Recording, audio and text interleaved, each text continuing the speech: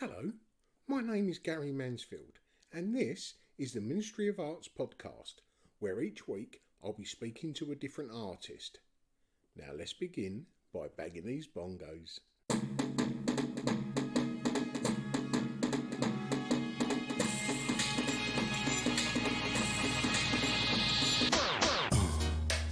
Yeah, right. Crazy. Crazy. Hello, and welcome to episode 207 of the Ministry of Arts podcast. Well, we're hitting the end of January and it's flying by. Well, in the past couple of weeks we've had a few more Patreon supporters, and thank you very much for that support, because without that support we would not be able to produce this podcast. And if you like what you hear, then head over to the Ministry of Arts Instagram profile. You'll find a Linktree drop down box, and that'll direct you to the Patreon page, where you can give a little bit of support for as little as £3 a month. And if not, that's absolutely fine. This content is free for everyone. Well, today we've got an absolute belter of a podcast. I'm taking you to meet Opake. And Opake started his art life in a graffiti crew, and a little while ago brought them skills off the streets and into the studio. And I do mention it in the podcast, but I was made aware of Opake's work just a little while before Christmas by a friend of the podcast, Worley, who featured on episode 193. So Trish happened to be walking down Fashion Street just off Brick Lane, and she went in the very recently opened Qantas Gallery, where Opake happened to be having quite a large solo exhibition.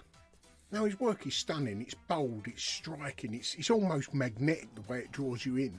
And I don't want to mention too much about his subject matter, because he obviously talks about that in his podcast.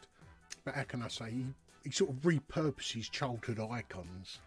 Well, after reading his bio in the gallery, Trish phoned me up and said, "You've got to do a podcast with this guy." She sent me a link to his bio and said, "Read this and you'll see why." And yeah, she was 100% correct. So I contacted him, and after a little chinwag on the socials, he invited me up to his studio. And I've got to say, what a bloody journey the man's been on. Now, during his school days, Opake was, how can I say it without giving too much away? He was a cultural misfit, which is something I'm sure that many of us can associate with to a certain degree. And at such an early age, you ain't really got the tools in the toolbox to deal with those situations, you know. During this conversation, Opake and I realised that although our lives were very much on different paths, they was pretty much bloody parallel.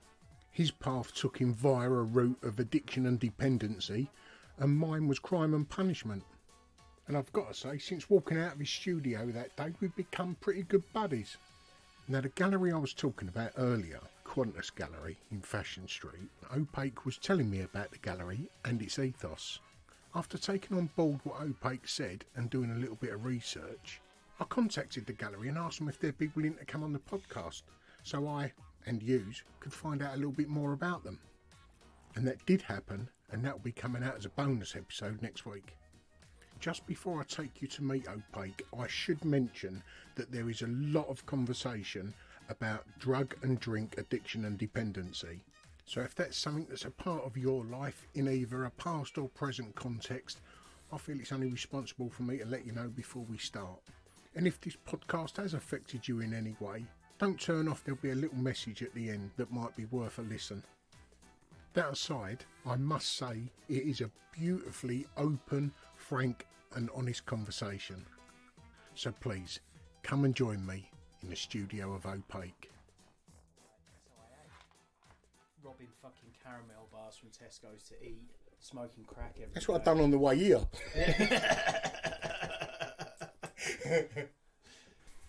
But what was, if someone was to ask you what you do, if someone didn't know your work, how would you explain what you do?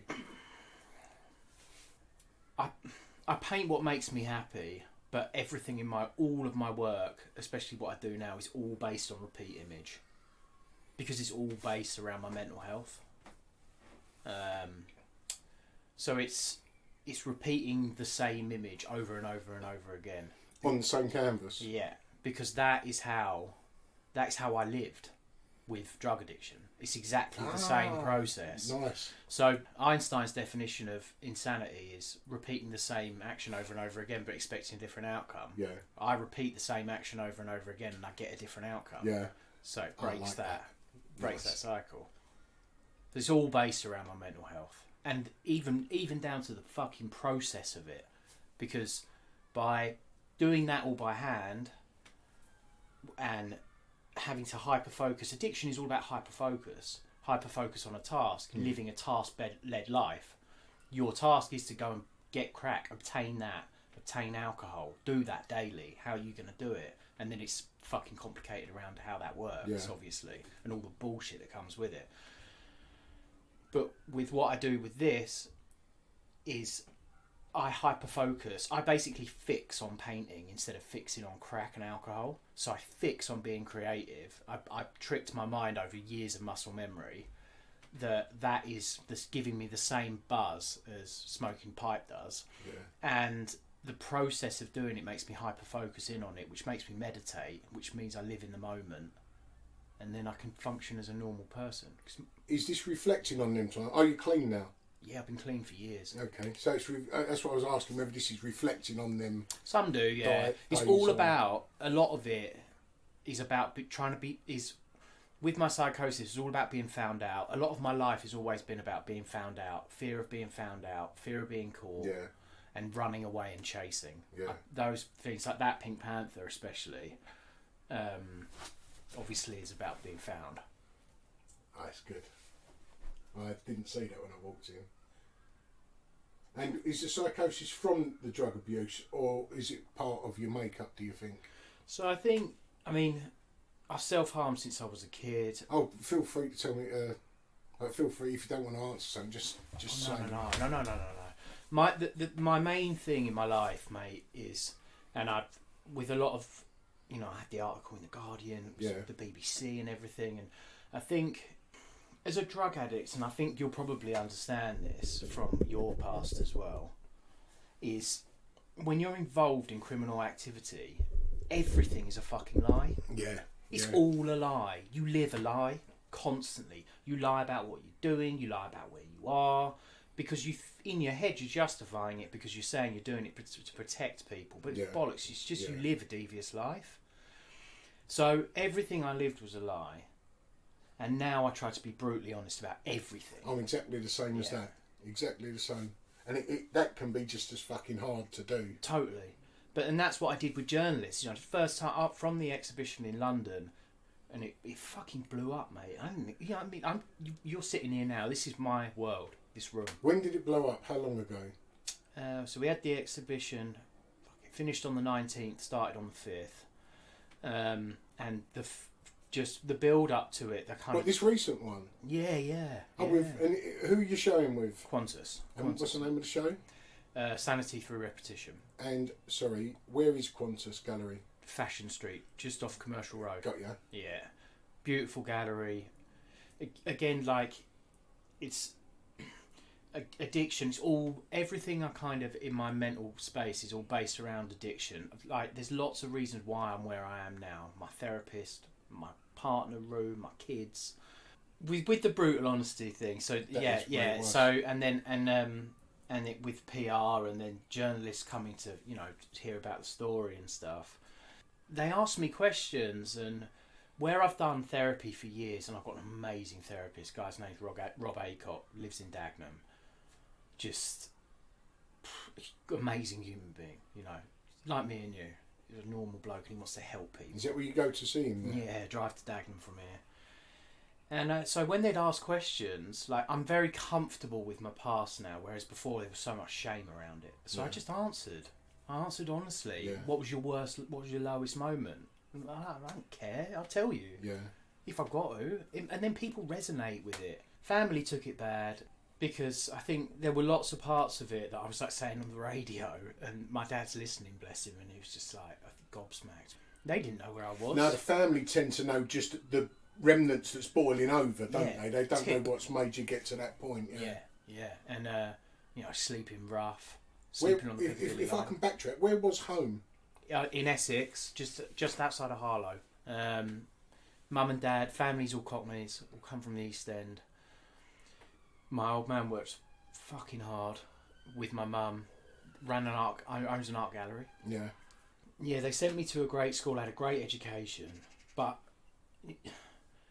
I didn't fit in at school. I wasn't from money. Yeah. A lot of the kids are from money, and there's nothing wrong with that. I Yeah. don't have any issue with that. But my nickname for a long time was Chav. And I'd come home and I'd be mixing with the people at home, and I felt more included there, but they're taking drugs when they're at the park and we're all getting drunk, and I felt, and it wasn't that even that I fit in there, but what I fitted in with was the drink and the drugs, because that was the escape. Yeah. And that was from a young age. And then slippery slope that. Yeah, and then I found graph, letter-based New York graffiti, and that was it. And got involved in that scene and what that's about, and not street art, very the opposite, pure vandalism. Yeah. Painting trains. And what was it? What was it you liked? Was it the danger of it as well, the thrill of the chase, that you're doing something wrong? With a graffiti rather than the street art. Just loved with the graph. I become obsessed with things. It's just my makeup. It's how my brain works, and I just became obsessed with letter-based graffiti, mate. Just it's something about it. It was just like it was there. It was against the authority, anti-establishment. I was so drawn to that. Yeah. And I just had to learn about it. I drew. The thing I've always done, which I love more than going out and painting, is drawing. And what age is this? Or what year is this, rather? So I found out about graph at my prep school when my best friend at prep school's brother was like, he had a tag, and he was writing it in his book, and it was some shit tag. But I was just like, that's the best thing I've ever seen. Yeah. I was like, what is it? And I think I was about 9 at that point. 9, and then that was it. My mum would buy me Graffitism magazine when it was going, and I'd get that for like Christmas. She'd order it and I'd get it, and it was just like, that was like the Bible. Yeah. And then spray can art, and I can't remember what the other one's called. Fuck, they're like, again, like the Bible, and I studied these things and I drew them, and then I tried to do, my first tag was like Easy E. Yeah. Fuck it. Whatever. Yeah, NWA.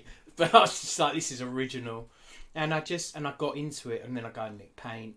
And with graph comes criminality. And as I got older into my teenage years, and I met people that did it properly. And then you realise what that subculture's about. Yeah. There's a lot of violence. Not so much at the beginning, but there's like a lot more drug taking. It's robbery, a lot of robbery, because you nick your paint to go and paint. And first time I got drunk, I was very young, and I nicked the alcohol from my mum and dad. So the theft was already, impeding, into where it shouldn't. Yeah. I knew it was wrong, but I didn't care, or I justified it.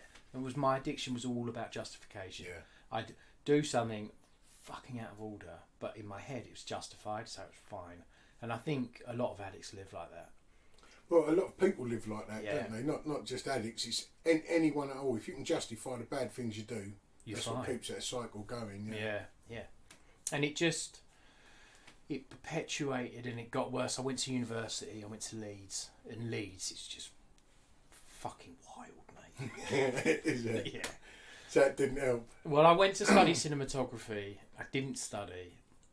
I met a group of people. The underground rave culture in Leeds is amazing. Music scene's incredible, especially when I was there. It was just brilliant. Hyde Park, house party, social life is incredible, and drugs are fucking readily available. So we'd go on 5-day benders, 6-day benders, but you're in this student bubble, and no one can touch you because you're a student, and we're just here to have fun, and I lived that to the full. And then left uni, and it just carried on. Whereas everyone else was getting good jobs and they were calming down, as I was getting worse. Yeah, that shows the immaturity, doesn't it? If you don't mind me saying. Totally, yeah. So I just wrote graph, took drugs and drank. That was it. It was 3 years of that, and then carried on writing graph when I came back down south. And like crap jobs, shit money, but a job, painting, living for the weekend. But then I'd start taking gear to school. I dropped out all the party drugs and it was focused on cocaine. And cocaine was my thing. And then I'd be taking that to work. I'd be doing it in the toilet. Yeah. And crossing those lines, those moral boundaries of just getting pushed further and further back.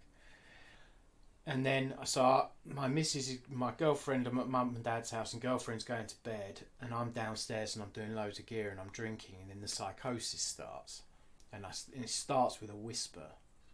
I've been there. And then and like slight shadows moving. Yeah, and you're like, and I'm thinking it's real. You know, I don't know what psychosis is. And I'm hearing whispering coming from upstairs. So I'm running in the bedroom. Who's in here? Windows open. I'm like running outside, grabbing kitchen knives. That gear's a devil, isn't it? Yeah, it's the worst. Unless you take drugs a lot and you start to have those issues. Some people take drugs all the time. They don't ever get psychosis. Some people do. I was never built to take drugs, but I'm an addict. Yeah. I ignored the psychosis. And we're talking, this is like years. This went on for years. And I'm doing gear every day, waking up and doing it.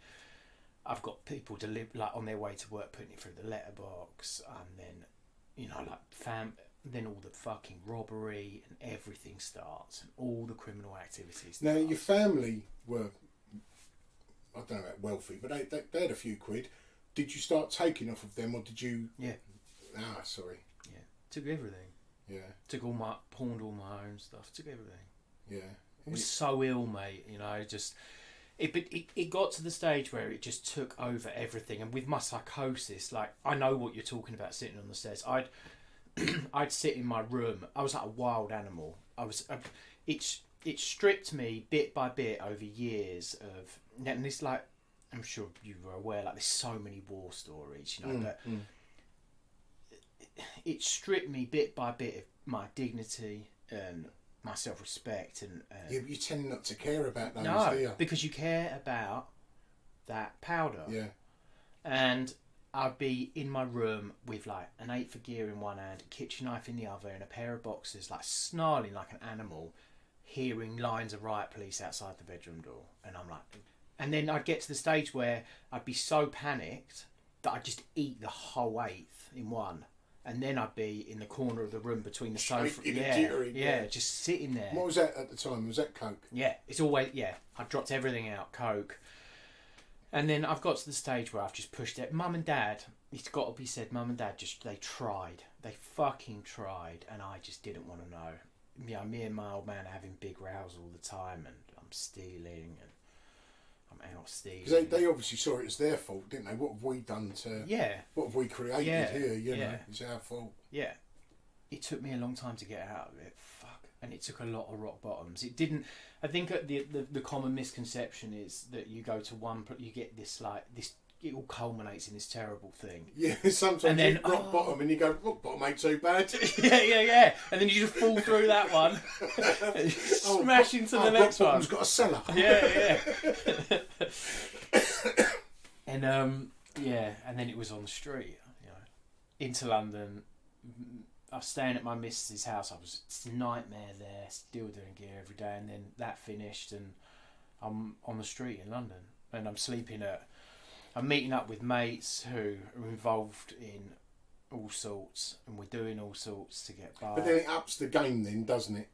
Once you're on the street, it doesn't matter. Worst ways, you're going to get nicked and have a fucking warm night's kip. Yeah, exactly. So it doesn't matter what you do throughout the day. No. I mean, I try and look at all of that past with positive notes and positive thought. I'd like try and take the positives from it, and it went on for a fucking long time.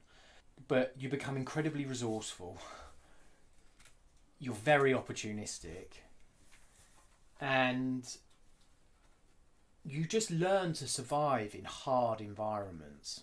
I'm sure you had the same when you were in bin, do you know what I mean? It just, you learn, you adapt. The human animal is an incredibly adaptive thing. You put a human in a tough environment, they either break or it makes them. Yeah.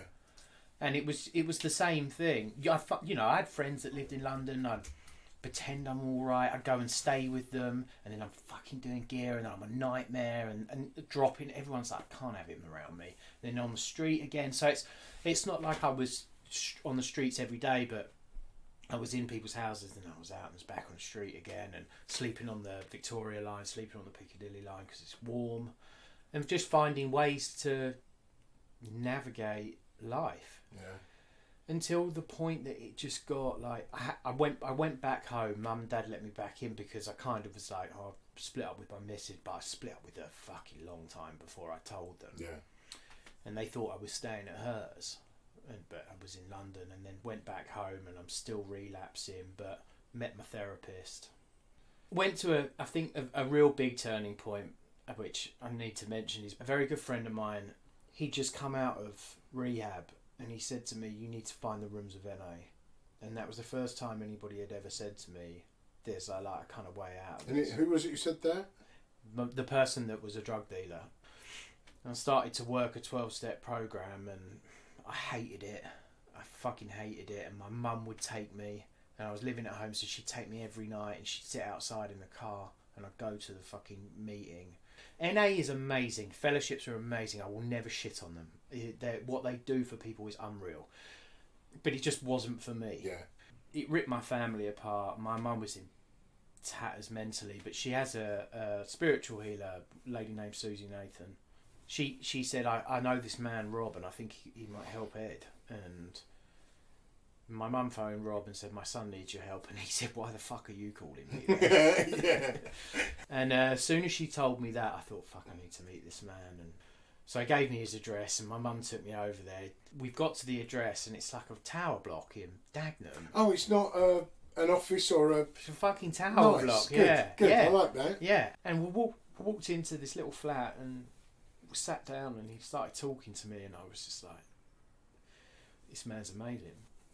The opposite of addiction is, because that's all based on isolation. That twin in you that wants you to die, that's all about isolation. And the opposite of that is total human connection and trust with someone, which all of that had gone.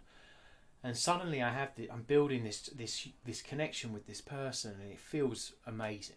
And I start going, and I'm relapsing, and I'm going, and I'm relapsing, but I'm getting better. And I'd go to those sessions, and I'd be like, oh yeah, and then we fucking robbed this bloke, and we did this, and we did that. And he turned around to me, and he went, oh, like, this is great, but it's fucking boring, mate. Do you know what I mean? And I was, the ego, like, shattered. He was like, let's work on, where are you going to go now? It was all about how you're going to move forward, one foot in front of the other. What is your calling? And I always thought I'd be a tattoo artist. So he said, okay, draw me a picture and then come next week. So I drew a picture, and I came, and he was like, fuck, you're not half bad at this. And then he started with his hypnotherapist as well. So he'd be doing a lot of hypnotherapy, and he started trying to bring that creativity back out of me. And then moved to New York. A friend of mine lived in New York. He owns an amazing animation company. Job didn't go so well. I'm kind of skimming over a lot. Was you clean by this point? Yeah. Drugs had gone. Drink was still. Yeah. Drink, funnily enough, eventually was what really brought me to my knees. My real bad rock bottom I had. Job didn't go very well, but I spent most of the time sitting in an apartment on my own, and I drew every day. So, and I didn't really have any money. So it was like I went and bought a pad of paper and a pencil and a pen, and I just started. Did you have echoes of your therapist's voice in the back of your mind at any point, going, oh, this is boring? Yeah, all the time. I met Rue, and I'd known Rue for years, 15 years, but we'd never looked at each other like that, and we got together at my sister's wedding, and I just fell in love with her. I just, again, that human connection. And if truth be known, you probably are trying to cling on to 100%. Someone anyway, emotionally. I hadn't had a girlfriend or anybody that I thought possibly might love me, apart from my mum and dad, who have always, that unconditional love. But for years, that loneliness, that's the killer. The hardest part of being homeless is the isolation and the loneliness, mate. Come back, move in with Rue to her mum's house, and started to do the kind of work that you see me do now. Before that, I was doing. How long ago was this? Sorry. Fucking hell. 4 years ago now. Yeah, good 4 years ago now. And I was doing pictures of animals prior, and then my old man gave me 10 MDF boards, and he said, "Just paint. This isn't working. Paint what you want to paint." And I started doing graph mixed with cartoon characters, and then got picked up by a publishing company, and it was like, you know, before that, I'd stolen all my money, and that's how I'd lived. And I'm working as an artist now, and I'm selling paintings, and then I've got a studio just up the road from my mum and dad's house in someone's outbuilding. I've got 2 bits of wood and fairy lights over a desk. There's holes between the ceilings, and I've got 3 jumpers on and trying to paint pictures. Right? Yeah. Again, from the homelessness and from the you just become so adaptable. It don't matter. Yeah. And then me and Rue got this house. The day I walked through the door, you know, I haven't had a drink since. You know, we loved each other. She's like, a testament to her to fucking put up with you, if you don't right, mind me saying. Yeah. Right. Still here. Yeah. And we had me, her. And although Flynn. she's locked you in this studio. Yeah. It's chains on the doors. 13 hours a day. And but the thing was, I was still producing. I'd left Buckingham and I'd started to grow my Instagram properly, and I'd started to get, you know, this real solid amounts of like real clean time, no drink. But that's the good thing about being an addict. That's the positive side of having that addictive nature. Is when you do something that's positive, you take on them same fucking traits. You put in that same energy as what you did on the negative thing. So it's bang, bang, bang. Mate, I know where you're going. So I started selling art through Instagram, but I'm getting better, and I'm still seeing my therapist, and I'm painting, but I have no purpose. And I had purpose before. My purpose book is negative. So I mimicked from the doors downstairs to the corner shop is roughly the same kind of distance from my old house where I was living with my mum and dad's, where I used to pick up from. Nice.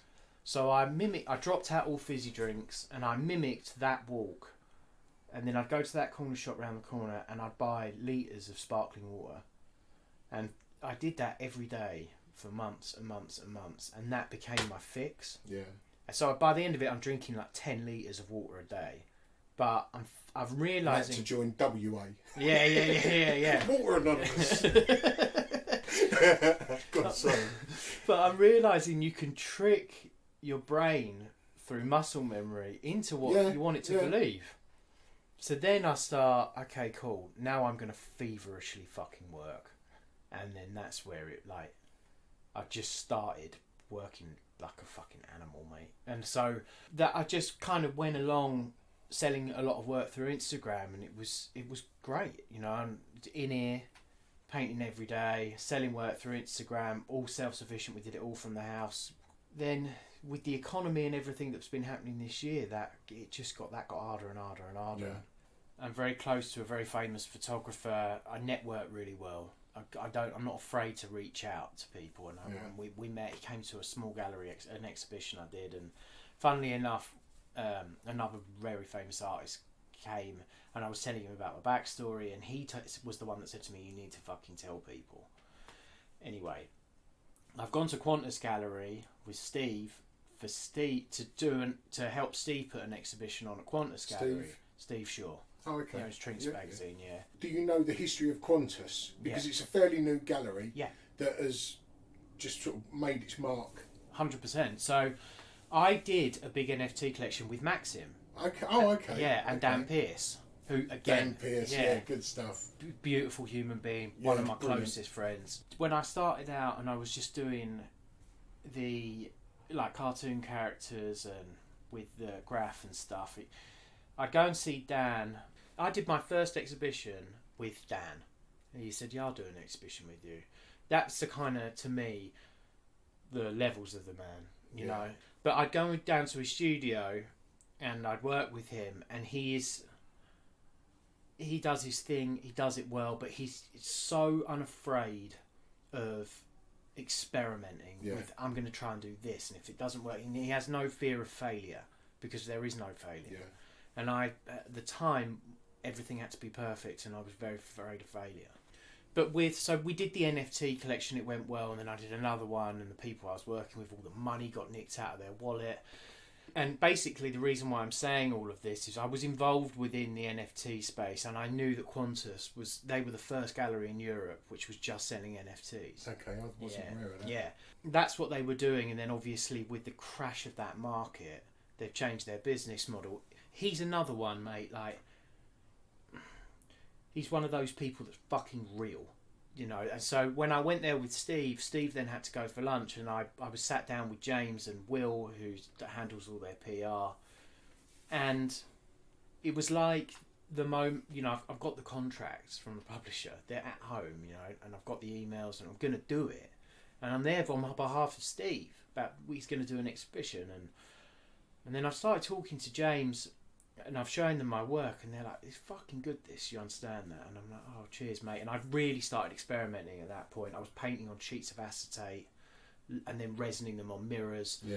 I've just done an exhibition in New York with Inked magazine, biggest tattoo publication in the world. So, and I'm talking to Will and James, and I'm like, he's a fucking grafter, mate, and I rate that. You know, he's got this. What he's achieved with that gallery is incredible. You know, I've started to talk about the issues that I've had with my mental health. So the work, like I said to you off camera, it's all based around repeat cycles, repeat images. Einstein's definition of insanity, repeating the same action over and over again but expecting a different outcome. So that side of it is I repeat the same image over and over again and I get a different outcome in a more abstract piece of art, and some of them are a lot more abstract than others. The other thing with using the cartoon characters is the narrative of cartoons is normally a lot of anticipation and then fucking catastrophe, huge explosions, and then the chaos afterwards, and then it ends. Yeah. And that was my life, mate. That's how I lived daily. So I resonate with it. But more importantly, the reason why, and don't get me wrong, like I'm putting an exhibition together at the moment which moves away from the cartoon characters and more towards the traditional tattoo imagery and other image work. Is it evolving into it or just changing? It's evolving into it because I love what I do with the work, but I will always try and move forward because that's how, you know, it's all about one thing after the other. Do you have to leave it behind? No. I often think of an artist's work as being a reflection of them or their personality. Yeah. And we've all got 20 different personalities. This is only reflecting one of them. You know, the tattooing may be another. You're dipping your toes into both worlds, aren't you? And it's going to come a point when you do sort of leave that one behind, and totally. That's possibly. not to say that I'm not at present putting in work to get big walls in London to paint this stuff on massive walls in London. Yeah. I'm doing that.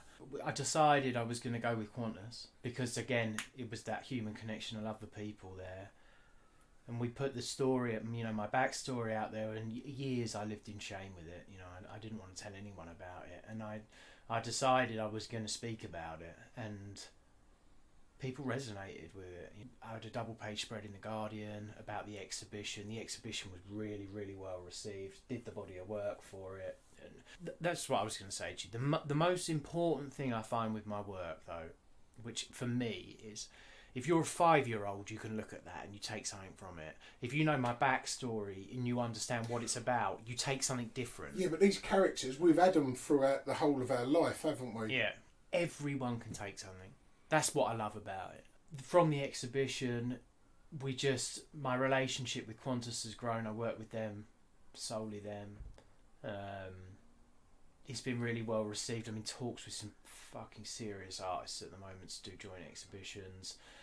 One thing that we did from the exhibition was I'm now becoming an ambassador for Centrepoint, and I work closely with Mind, the charity. And what we did at the opening day on the Thursday is we had a group of young at-risk people who have been rehomed from Centrepoint come to the gallery for a breakfast, gave them pancakes and all that. Yeah, nice. And I sat down with them and I spoke about my backstory and where I'm at now and what's happening and how I did it. And at first it was tough because I didn't think they were going to resonate with it at all. It was predominantly young black females that came, and I just, you know, again, brutal honesty. I just didn't think they'd be able to take anything from what I was going to say. By the end of it, we were just hugging, and they loved it. And so my plan now is to take that same group and start small and build a business with them. Yeah. Not just because art therapy is amazing, in my opinion, but it stops when you walk out the door. You know, sadly, we live in a society where money fucking talks. So I'm going to take that group, and we're going to build something creatively. And I've got an amazing connections outside of Qantas with somebody that's my business partner.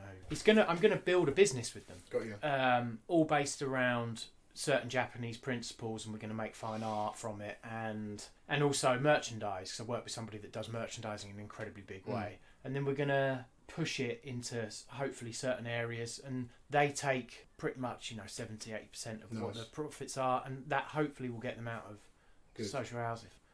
So what's next for you with Qantas? Looking at doing hopefully some big collaboration stuff. I'll do more exhibitions with them. I work with them solely now because just the reception to the first exhibition, fucking thing sold out within days. I work so closely with the owner and the team there, and the group of people. If you trust them, they trust you. There's no reason to go anywhere else. Exactly.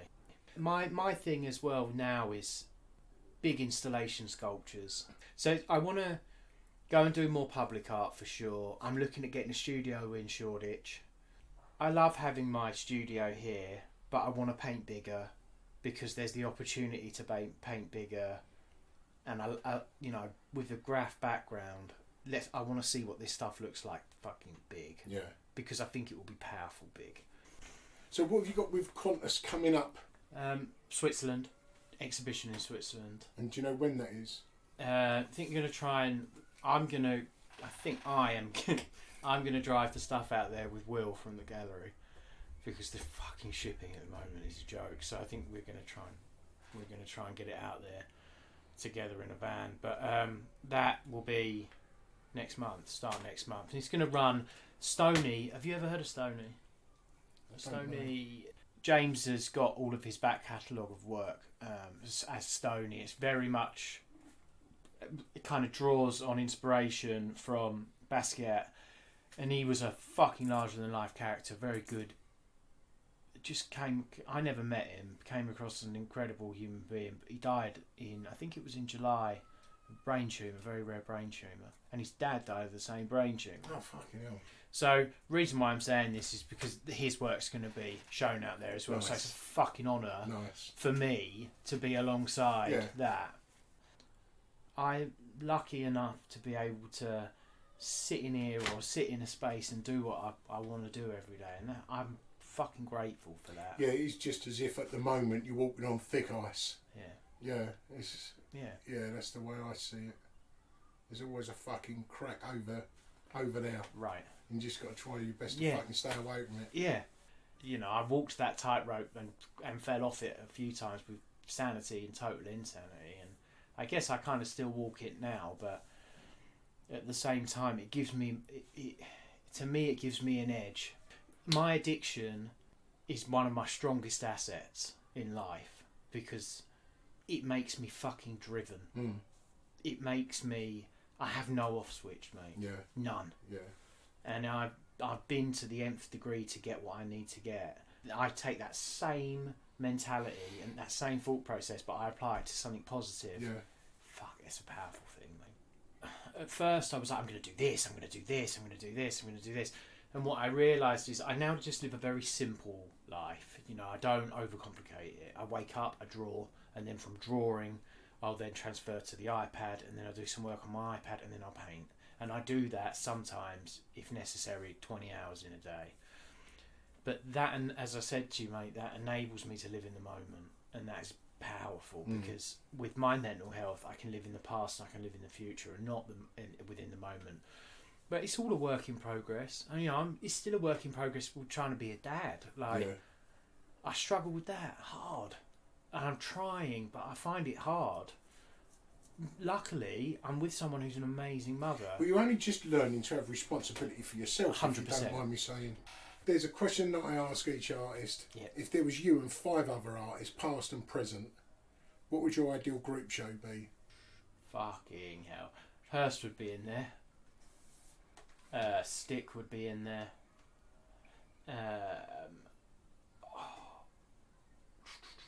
Katsu from New York would be in there.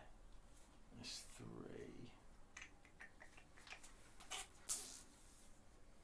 Monet, but late Monet, when he was nearly blind, he'd be in there. Oh, and I think maybe like one of the MSK lot, like Revoke, he'd be in there. Yeah. Cool. Yeah, for sure. Do you know Stick? No, I don't. I met Stick. I was painting at Leek Street, and Stick. I was a mess at that point, trying to fill my day up doing something. I was painting a wall. Guy came up to me in a high vis, and he said, "You right, mate?" And I was not being funny, but I was a fucking arsehole back then. I went, "Who the fuck are you, mate?" And, he said, "What are you doing?"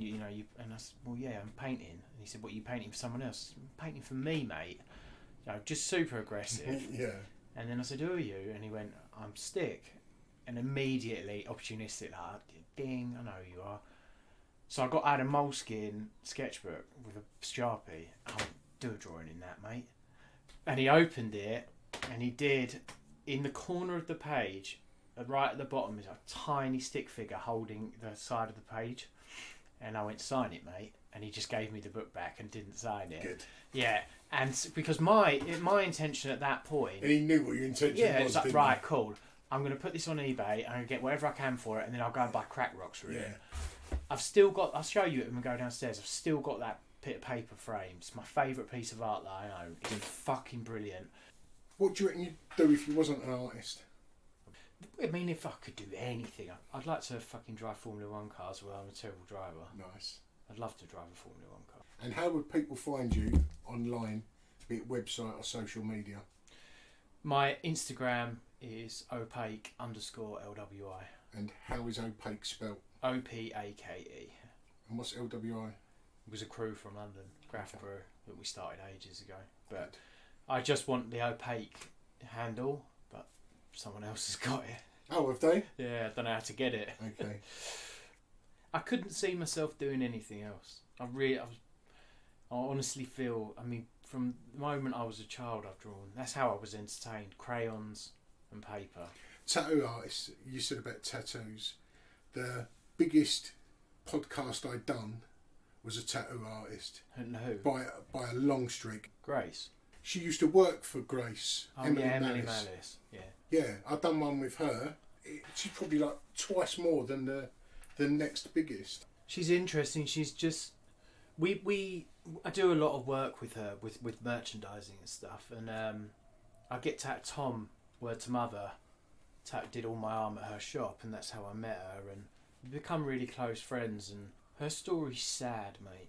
Well, that's all my questions asked, mate. I'm sorry it went on so long, but I really fucking enjoyed it. Do you miss prison? You miss it? Well, it's the thing I miss, the camaraderie, but the trust you have from the person who you don't know, and more so off the ones that you do. You'd literally step in front of a blade to stop your mate getting done. I've got holes in my own body to prove it. Do you know what I mean? But your mate looks back at it, and you've stopped your mate getting done, or what you've got done. And when you look back at it out here, you go, that is fucking lunatic. Yeah. That is fucking mental. Different way of living, a completely different upside down way of life. And now also the mental health is wild, right? Well, the mental health was always really bad. Well, it's no different to what it was. The only difference is they're not sweeping it under the carpet as much anymore. It's just it was always fucked up. Yeah. I mean, in Chelmsford, it was something like 72% of the population had mental health issues, and that was in '94. But some of them, and bearing in mind that at the time I'm on about is when they started the care in the community several years before, and it weren't care in the community. They just shut down the fucking mental homes and the places that were looking after them people. They called it care in the community, but it turns out the community didn't fucking care. So, you know, they ended up going into prison. So we had not just people with mental health issues, like you'd call them now, you know, someone who's dealing with something. You're talking about serious. Yeah, psychosis. I mean, guy. Schizophrenia. I've never seen or heard of it really. He was addicted to tea, so much so that we used to get a thing called a tea boat. It was 21 tea bags, 7 coffees, and 21 sugars. You know, tea bags you pack for the week. This kid was that bad. We just used to give him our fucking tea bags, and he would be drinking strong tea like I've never seen before. And if he didn't have it, he'd bounce off the fucking walls, like literally. And the screws didn't know how to deal with him. All they knew how, because they was ex-squaddies at the time, all they knew how to deal with people like that was to be forceful, throw him in the cell and shut the door. But you literally see this fella running around smashing the cell up because he didn't have any fucking tea leaves. And I've never seen that. No. But that's what they were dealing with. And as much as we was cutting the screws off, they had no way. They didn't know what they were doing. They didn't know how to deal with it. That's another big difference now, right? Is you've got kids, young kids that are going into the prison system, whereas before it was like ex-squaddies, right? So you'd get a fucking hiding from them. Yeah. Do they still do? Is it still like that now? Well, see, it started levelling up a little bit. Yeah, you would have a squaddy screw on there. It would go around making everyone's fucking life hell, and even the other screws wouldn't like him, but they had their loyalties to him, so they wouldn't do anything about back it. Him, yeah. But that's the thing, though, Ed. For every one person that had me back, there was 10 trying to fucking stab me in it, you know. So looking back on it through rose-tinted glasses, you know. But when I decided I wanted to be an artist, I've discovered these people they're offering me this other structure. I've already discovered that artists are great people because they've all wrote back to me, but they want to help this person who's reaching out. So I was vulnerable anyway, if you like. You know, I'd sort of brought my own barriers down. And then I thought, there's a ladder I can climb up, like the one I've been trying to climb for years out there. And then just at the time when I'm thinking all of that, because it is the stars aligning, you know, one of the artists, Gary Hume, I'd said to him, I was being totally open, like, I'm this fucking criminal from Dagenham who wants to be an artist. It's not my world. And he's like, we are trying to turn this fucking art world upside down, and we need people like you to be a part of it. I rate that, because that's my plan with what I do. Because I know there's a lot of people that look at what I do and they go, he paints pictures of Mickey Mouse. But I will show them, mate. Yeah, I know, but see, now you're doing is what I do. So I can hear it there. You're trying to justify that ain't just Mickey Mouse. Because that, when you said about that, I think that should be your fucking image forever. Because that just sums you up. That's a frightened bloke in amongst authority. Do you know what I mean? Yeah. That proper connected with me when you pointed that out. But yeah, so you're just doing that. You're trying to justify it. Yeah. And the thing is as well is I don't know if people actually do think that. No, well that's in what my I've head done. they do. Yeah, I've still got this fucking chip on my shoulder about being an ex-prisoner, right? That is why I'm totally open, because I don't want people to go, ex-prisoner, he's probably up to some scam. 100%. I've met 2 people who have questioned it, and on reflection, one of them was a businesswoman making a good business idea. But yeah, 2 people I've seen in all of that time. I've not known any others. Well, there you go, Opake. Didn't I tell you it was a great conversation? Didn't I? Yes. Well, as I mentioned in the intro, the conversation did touch upon drug and drink addiction and dependency. Christ, look at me, touched upon. He was wading through it waist deep. Now, obviously you're aware that you can just go into Google. But just as a starting point, I would like to mention Turning Point, Action on Addiction, and a third, which I happen to be an ambassador for, the Forward Trust. And that is just 3 of dozens that are out there, all of which could be a perfect starting point for any situation you may find yourself in. And if that is something you're dealing with, then all the very best of luck in finding a resolution. Bye for now. Well, hope you enjoyed that episode of the Ministry of Arts podcast. So we wasn't dictated to by advertisers, we decided from the offset to go ad-free, which means obviously we had to self-fund. So we set up the Ministry of Arts Patreon page. And without that support we would not be able to produce this podcast. So if you like what you hear and you're able to support the podcast, just go over to the Ministry of Art's Instagram profile. You'll find a Linktree drop-down box which will direct you straight to our Patreon page. And for the price of a cup of coffee, you can help keep us growing week by week. But if you're not able to do that, that's fine, because this content is free for everyone. But leaving a review on whichever platform you listen to your podcast, that really does help us get noticed and anyone else looking for an art podcast. Or even giving us a positive shout out on your social media. Everything is appreciated. But either way, thanks for listening, and until next week, ta-da.